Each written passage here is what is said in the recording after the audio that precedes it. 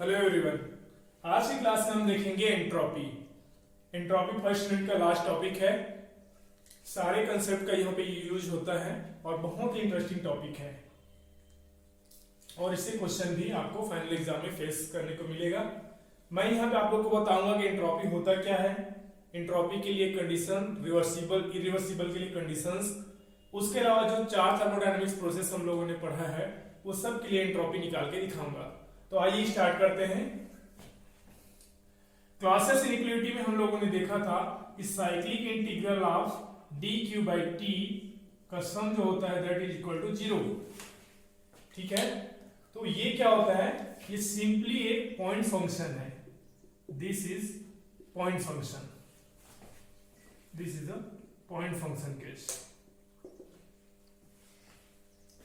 ठीक है, जहां भी पॉइंट फंक्शन वाली चीज आती है तो क्या हो जाता है, किसी भी सिस्टम की जो प्रॉपर्टी बन जाता है, किसी भी सिस्टम की प्रॉपर्टी हो जाती है, सिस्टम्स प्रॉपर्टी बन जाती है, उसका गुण धर्म बन जाता है। जैसे पॉइंट फंक्शन, जैसे हम लोगों ने देखा था कि इंटरनल एनर्जी, जो चेंज इन इंटरनल एनर्जी है वो पॉइंट फंक्शन था, पाथ पे डिपेंड नहीं कर रहा था, तो वो एक प्रॉपर्टी था, सिस्टम का गुण धर्म बन जा रहा था। ठीक है, तो ये दो चीजें आपको याद होना चाहिए इसको समझने के लिए कि पॉइंट फंक्शन और सिस्टम की प्रॉपर्टी। तो एंट्रोपी को मैं आगे बढ़ाता हूं, उसका डेफिनेशन इसी पे बेस्ड है, क्लॉसियस इक्वेशन पे ही बेस्ड है। तो होता क्या है, तो इसको सिंपल बोला जाता है, सिंपली बोला जाता है कि degree of randomness, degree of randomness. ठीक है, अनियमितता की माप, सिंपल भाषा में बोले अनियमितता की माप। कहने का मतलब क्या है, मान के चले कि एक एलपीजी गैस सिलेंडर में भरी हुई है, उस समय जो उसके अणुओं के बीच का जो डिग्री ऑफ रेंडमनेस होगा, मतलब अनियमितता होगा, उसका जो एक पैटर्न होगा रखने का, उसके बाद उस सिलेंडर से गैस को बाहर निकाल देंगे, तब उस समय उसका डिग्री ऑफ जो रेंडमनेस होगा तो बढ़ जाएगा, क्योंकि गैस के अणु जैसे खुलेगा वो एक दूसरे से दूर भागेंगे, ज्यादा ही वो बिखर जाएगा। ठीक है, तो उसी को बोलते हैं डिग्री ऑफ रेंडमनेस, मतलब वो कितने अच्छे से पैटर्न वाइज वो जमी हुई है। ठीक है, तो गैस जितना फैलेगा उसका रेंडमनेस उतना ही ज्यादा बढ़ जाएगा, और गैस जितने छोटे से जगह पे है तो उसका रेंडमनेस उतना ही कम है। तो रेंडमनेस जितना ज्यादा बढ़ा तो उसको बोलेंगे एंट्रोपी उतने ज्यादा बढ़ रहा है, और रेंडमनेस जितना कम रहा, उसका फैलाव जितना कम रहा तो उसकी एंट्रोपी उतनी ही कम रहेगी। इसके अलावा टेम्परेचर के बेसिस हम देखेंगे कि एंट्रोपी कैसे बढ़ता है घटता है, कैसे टेम्परेचर बढ़ाने पे एंट्रोपी बढ़ती है, फिर कम करने से कम होती है, तो सारे चीज कोरिलेट होगा इसी से, डिग्री ऑफ रेंडमनेस से। तो पहला क्या है, अनियमितता की माप है, पहले पॉइंट इसका वही हो गया कि अनियमितता की माप है। दूसरा चीज क्या, अभी हम लोगों ने देखा था क्लॉसियस इनइक्वालिटी से कि डी क्यू बाई टी का जो साइक्लिक इंटीग्रल है दैट इज इक्वल टू 0, और ये एक पॉइंट फंक्शन है, इसी को हम लोग एंट्रोपी कहते हैं, जो पॉइंट फंक्शन है। तो एंट्रोपी भी क्या हो गया, एक पॉइंट फंक्शन है। दूसरा पॉइंट क्या हो गया, यह एक पॉइंट फंक्शन है। जैसे पॉइंट फंक्शन हुआ तो क्या है, तो डिग्री क्या है, एंट्रोपी क्या है, फिर ये सिस्टम की प्रॉपर्टी भी है। तो क्या हो गया, ये सिस्टम्स प्रॉपर्टी। जैसे थर्मोडायनेमिक गुणधर्म, थर्मोडायनेमिक जो प्रॉपर्टीज पढ़े, जैसे pressure, temperature, volume, specific enthalpy, उसी प्रकार से जो एंट्रोपी है वो क्या है, सिस्टम का एक प्रॉपर्टी है। तो प्रॉपर्टी दो टाइप का होता है, एक्सटेंसिव और intensive. Then which type of property is this, entropy. तो एंट्रोपी कौन से टाइप का प्रॉपर्टी है, तो this belong to the extensive property, extensive. तो दो टाइप का हम लोग थर्मोडायनेमिक प्रॉपर्टी पढ़े थे, एक्सटेंसिव, एक्सटेंसिव मतलब नॉट डिपेंडेंट अपॉन मास, मतलब सिस्टम के द्रव्यमान पे ये निर्भर नहीं कर, सॉरी, सिस्टम के द्रव्यमान पे ये निर्भर करता है।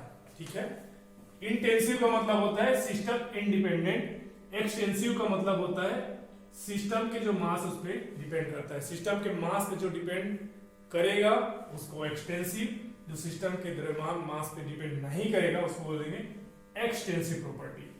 ठीक है, तो ये सिस्टम के मास पे डिपेंड करता है। आगे देखते हैं तो क्या हो गया, पहला ये सिस्टम की, किसी भी सिस्टम के लिए उसका जो भी वर्किंग फ्लूइड होगा या सिस्टम में जो भी द्रव्यमान रखी होगी, जो भी पदार्थ रखी हुई है, उसकी अनियमितता की माप है, डिग्री ऑफ रेंडमनेस है, यह एक पॉइंट फंक्शन है, यह सिस्टम की प्रॉपर्टी है। तो कौन सी टाइप का प्रॉपर्टी है, तो एक्सटेंसिव प्रॉपर्टी है। तो सिंपल इसका 2-3 पॉइंट में डेफिनेशन दिया जा सकता है। इसके अलावा इससे हम लोग क्या, इसको दर्शाया जाता है स्मॉल एस से, सिंपल इसको दर्शाया जाता है स्मॉल एस से, ठीक है। तो चेंज इन, तो जहां पर भी चेंज वाला शब्द आता है तो ds हो जाएगा, मतलब h2 माइनस s1, और इसको दिया जाता है इसी के द्वारा dq बाई t के द्वारा, ठीक है। ये भी कहां से कहां तक होगा, तो स्टेट 1 to 2 है, तो स्टेट 1 to 2, मतलब कहां से कहां तक हमें चेंज चाहिए, तो उसको सिंपली इसके द्वारा दिखाया जाता है। एक चीज और बताते चलो, ये कंडीशंस है इसमें, ये बहुत इंपॉर्टेंट है। इतने पॉइंट के आधार पर आप एंट्रोपी को एक्सप्लेन कर देंगे तो आपको फुल मार्क्स मिलेगा, पहली चीज। दूसरी और इंपॉर्टेंट चीज क्या, क्लॉसेस इनइक्वालिटी में हम लोग देखे थे कि cyclic integral of dq by t less than or equal to 0 होता है। ये जस्ट इसमें उल्टा हो जाएगा, तो ये क्या है, डेल एस जो होता है greater than or equal to 0 होता है। यहां पर भी दो केसेस दिए हुए हैं, तो केस 1 क्या हो जाएगा, केस 1 क्या हो जाएगा, अगर if ds greater than 0 then किसके लिए होगा, फॉर इरिवर्सिबल प्रोसेस। तो जो भी प्रोसेस इरिवर्सिबली होगी, जो रियल लाइफ में जितनी भी प्रोसेस होती है वो इरिवर्सिबल प्रोसेस ही होता है। यही कारण है कि एंट्रोपी बढ़ ही रही है। जो हमारी यूनिवर्स की एंट्रोपी है, कहीं किसी भी चीज का एंट्रोपी देखोगे तो समय के साथ बढ़ रही है, धीरे धीरे डिग्री ऑफ रेंडमनेस बढ़ रहा है। तो ये रियल केस है। अगर केस 2 ले लेते हैं, इसमें दो केस दिया है, तो केस 2 क्या कहता है कि if del S equal to 0, ये क्या हो जाएगा, फॉर रिवर्सिबल प्रोसेस। ये आइडियल केस है, that is not happening in our real life. फिर भी आइडियल केस हम लोग हमेशा लेके चलते हैं एज अ रेफरेंस, ठीक है। तो जैसे एंट्रोपी डिफाइन करने के लिए आया, उसको डिफाइन कर देना है, दो तीन पॉइंट बताया, उसके अलावा ये दो कंडीशंस, ये सब होना चाहिए, ठीक है। अब आइए एक एक प्रोसेस के लिए हम एंट्रोपी, चेंज इन एंट्रोपी निकालते चलते हैं, ठीक है। बहुत आसान सा चीज है। सभी प्रोसेस के लिए मैं ग्राफ भी बताऊंगा, उसमें पीवी ग्राफ पढ़े थे उधर, और इधर हम लोग पढ़ेंगे टीएस ग्राफ। कुछ इंपॉर्टेंट पॉइंट भी हम लोग लेते चलेंगे, ठीक है। तो पहला प्रोसेस हुआ करता था क्या, isobaric process. Isobaric process, isobaric process means pressure equals to constant. जिस एक ऐसा थर्मोडायनेमिक प्रोसेस जिसमें throughout the process pressure will be constant, there will be no change in the pressure. Other property change होगा, pressure change नहीं होगा। तो आपको याद होगा, तो वहां पे आपको जो चीज याद नहीं रहे तो आपको देखना पड़ेगा कि थर्मोडायनेमिक प्रोसेस में फर्स्ट ऑफ थर्मोडायनेमिक जो तीन क्वांटिटीज थी, क्या क्या था, dq बराबर होता था dw प्लस du, और ये तीनों क्वांटिटी को मैंने निकाल के दिखाया है फर्स्ट ऑफ थर्मोडायनेमिक्स से। अब सेकंड ऑफ थर्मोडायनेमिक्स से सभी के लिए हम लोग निकाल के देखेंगे डेल एस, तो ये चौथी क्वांटिटी होगी, ठीक है। dq dw du निकाल चुके हैं फर्स्ट ऑफ थर्मोडायनेमिक्स से, और सेकंड ऑफ थर्मोडायनेमिक्स से हम लोग निकालेंगे एंट्रोपी, चेंज इन एंट्रोपी। तो इनका उपयोग होगा यहाँ पे।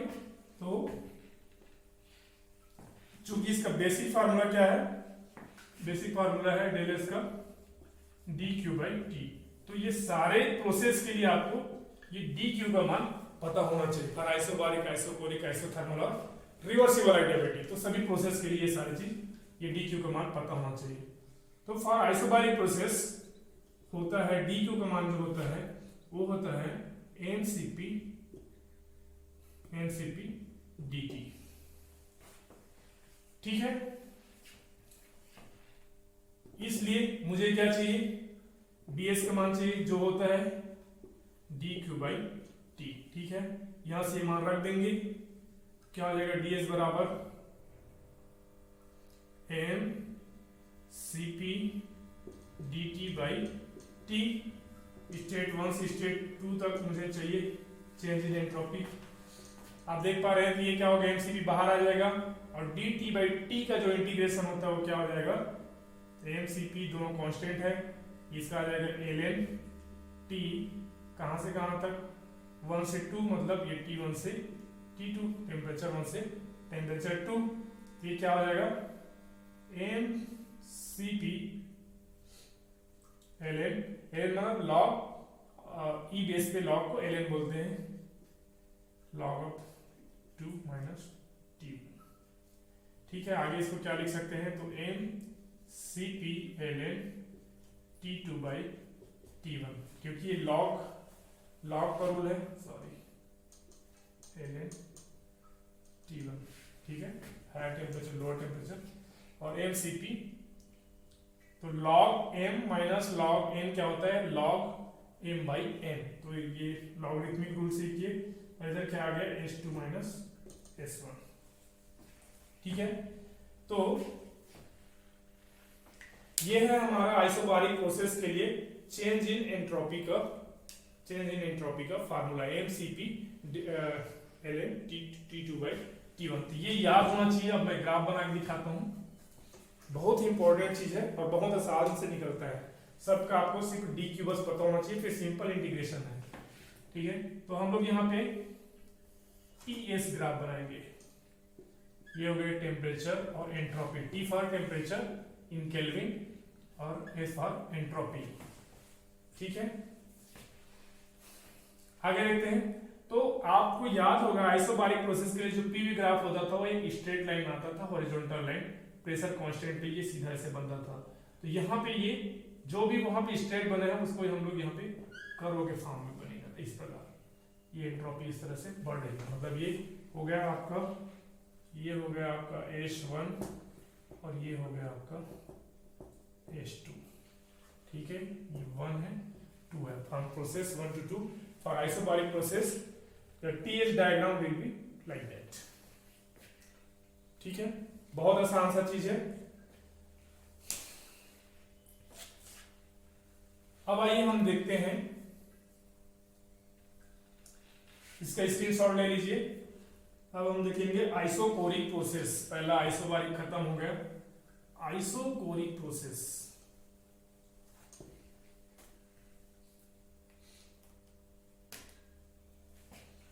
दूसरा होता है आइसोकोरिक प्रोसेस।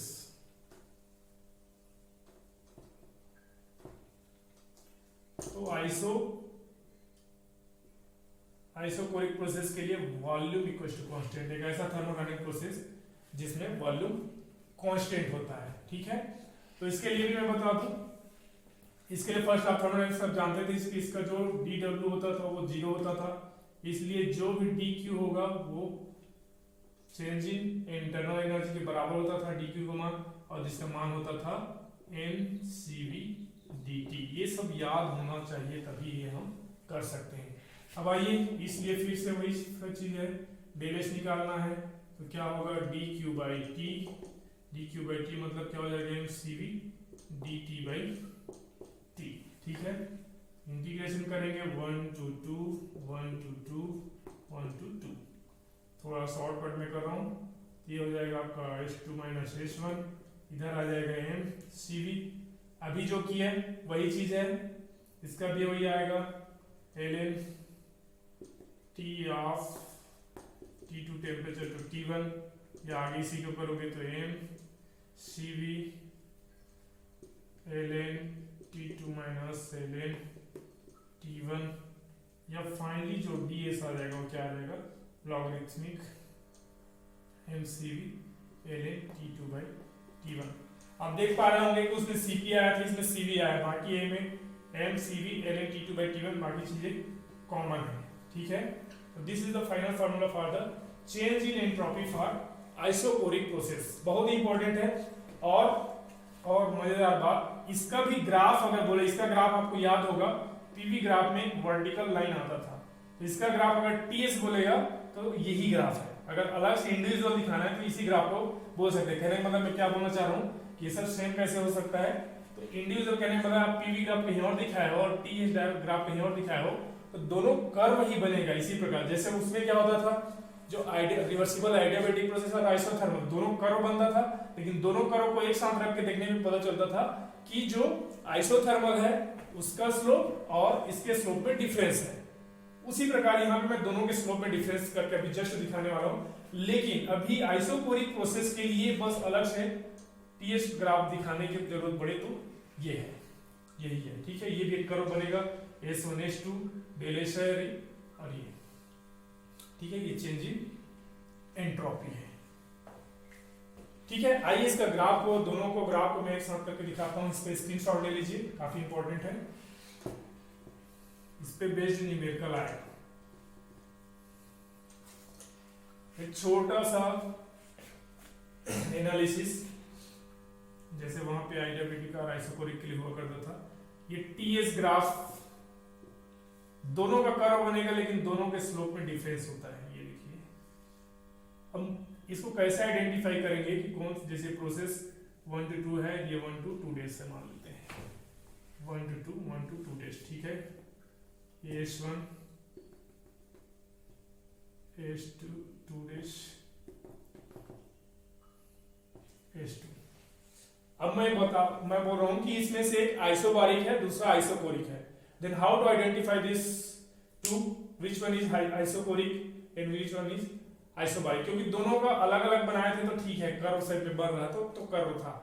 अब इसको आइडेंटिफाई कैसे करेंगे, इसके लिए हमको जानना पड़ेगा, दो टीडीएस इक्वेशन होता है, तो TDS mCp dt minus v dt करके होता है, और दूसरा होता है TdS mCv dt plus PdV.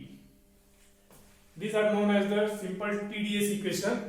By using these equations, we can identify the process. तो इन दो इक्वेशन से देखिए कैसे देखते हैं। तो इसके लिए देख सकते हैं कि for p equals to constant, p अगर कांस्टेंट होगा तो ये वैल्यू 0 हो जाएगा, तो इस वैल्यू पे क्या आ जाएगा, देखिए, तो यहाँ पे क्या आ गया, TdS equals to mCp dt, ठीक है। अब मुझे स्लोप चाहिए, मतलब ये देखिए स्लोप कैसे निकालते हैं, तो आपको याद होगा ग्राफ का स्लोप ऐसे निकालते हैं। कहीं पर कोई सभी दो बिंदु ले लेते हैं, ये आपका होगा dt, ये dt है, और ये आपका होगा ds, ये आपका होगा dt, अब ये होगा आपका ds। मतलब ये थीटा किसका बड़ा है ये देखना है। इसको थीटा डेस ले लेते हैं, इसको थीटा ले लेते हैं, ठीक है। थीटा इसका स्लोप है, तो थोड़ा सा मैथ्स है यहाँ पे, ठीक है। तो ये क्या आ जाएगा, मुझे चाहिए dt बाई ds, ये क्या आ जाएगा, t by mCp। This is the first one for isobaric process. Similarly इसके लिए अगर मैं निकालना चाहूं तो डायरेक्ट आपको मिलेगा, इसमें वॉल्यूम को कांस्टेंट ले लेना है, तो ये टर्म 0 हो जाएगा, फिर मुझे dt बाई ds मिलेगा t बटे mCv। दोनों में आप यहां से क्लियरली दिख रहा है कि ये देखिए, इसको देखिए और इसको देखिए, this is for constant pressure, this is for constant volume. तो ये और ये दोनों में से कौन सा बड़ा है, तो दोनों में से जो बड़ा है वो ये है। क्यों, क्योंकि इसमें भी t है, इसके अंश में दोनों में t है, हर में दोनों में m है, that is the constant and that is fix. इसमें देखो Cp का मान बड़ा होता है Cv से, ये सारे चीज के लिए प्रूव करके मैं दिखाया था। Cp को जैसे एयर के लिए लिए थे तो 1005 होता है, जबकि ये 718 होता है। तो जिसमें बड़ा चीज डिवाइड हुआ है वो छोटा होगा, तो उसका स्लोप कम होगा। देखिए थीटा छोटा है और ये थीटा बड़ा है, तो ये क्या हो जाएगा, ये प्रोसेस, ये क्या हो जाएगा, p इक्वल्स टू कांस्टेंट। फिर से बताता हूं, ये p क्या है, बड़ा है, तो ये टोटल का मान छोटा हो जाएगा, मतलब जो स्लोप है वो छोटा आना चाहिए। देखो इसमें v का मान छोटा है, मतलब टोटल का मान ये पहले वाले से बड़ा आना चाहिए। ये 1005 लोगों में डिवाइड हो रहा है और ये मात्र 718 लोगों में डिवाइड हो रहा है, ऐसा मान लो। तो इसका मान कितना आना चाहिए, इसका मान बड़ा आएगा, तो बड़ा आएगा मतलब ये बड़ा थीटा हो गया। ये किस में चला गया, ये क्या हो जाएगा v इक्वल टू कांस्टेंट। तो जिस तरीके से आइसोबारिक रिवर्सिबल एडियाबैटिक और आइसोथर्मल को आइडेंटिफाई किए थे उसी प्रकार से यहाँ पर भी आपको आइडेंटिफाई करने आना चाहिए। ठीक है, आइए लास्ट वन देखते हैं। इसका स्क्रीनशॉट ले लीजिए।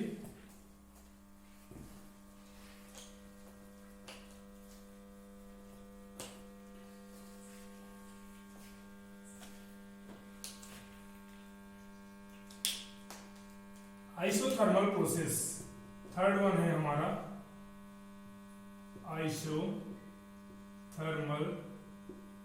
प्रोसेस। इसके लिए T इक्वल टू कांस्टेंट होता है।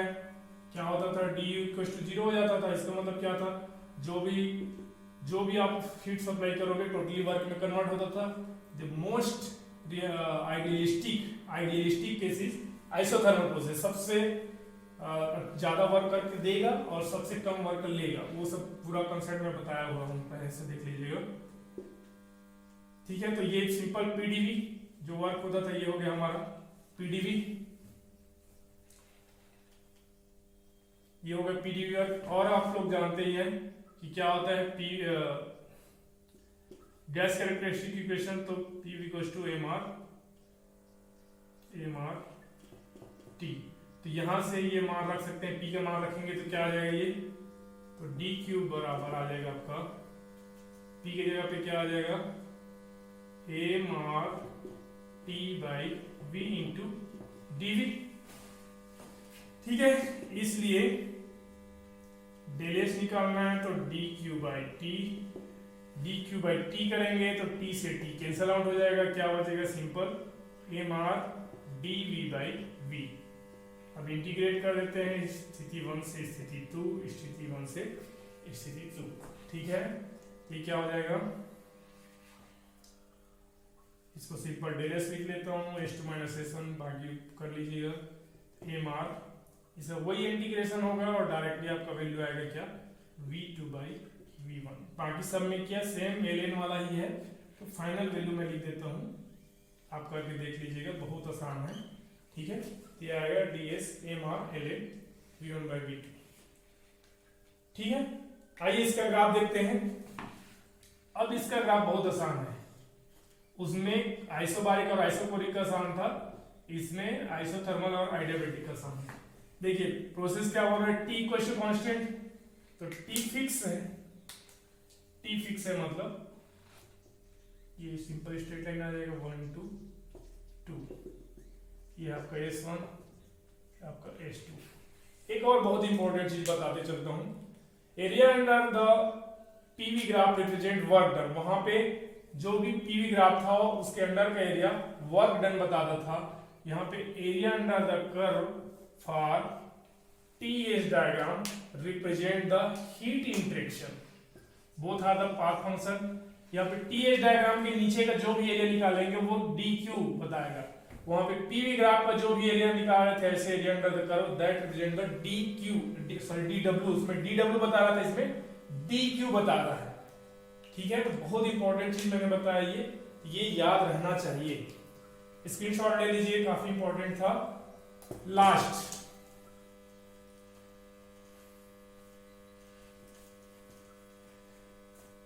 वन है रिवर्सिबल एडियाबैटिक प्रोसेस। ठीक है, रिवर्सिबल एडियाबैटिक प्रोसेस, इसको और बोला जाता है आइसेंट्रोपिक प्रोसेस, यही से इसका नाम पड़ा आइसेंट्रोपिक प्रोसेस। इसमें क्या करते थे, जो DQ है इक्वल टू कांस्टेंट करते थे। ठीक है, थोड़ा सा आप लिख देता हूं, DQ है वो कांस्टेंट या S इक्वल टू कांस्टेंट, मतलब एंट्रोपी ही इसमें कांस्टेंट रहेगा। एंट्रोपी कांस्टेंट रहेगा मतलब DS equal to 0, S equal to constant. ठीक है, तो इसका ग्राफ कैसे बनेगा, इसका ग्राफ जैसे उसमें आइसोकोरिक का बनता था, तो TS ये सिंपल स्ट्रेट लाइन आएगा, तो चेंज इन जो ये S1 है यही हमारा S2 है 1 to 2, इसमें एंट्रोपी चेंज नहीं होगा। This is the final process, reversible adiabatic process. ठीक है, काफी इंपॉर्टेंट है, सभी से रिलेटेड न्यूमेरिकल आता है। Thank you.